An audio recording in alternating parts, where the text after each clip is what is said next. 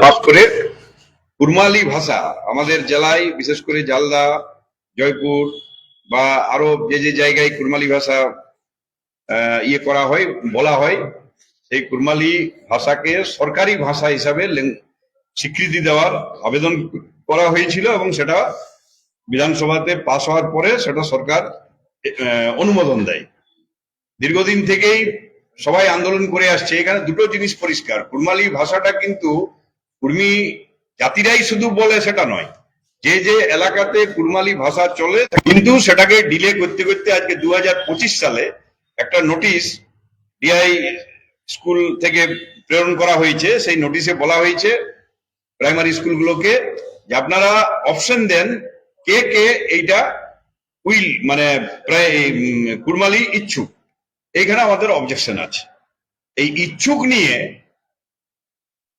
বলতে হবে এটা তো কোনো কথা নয়।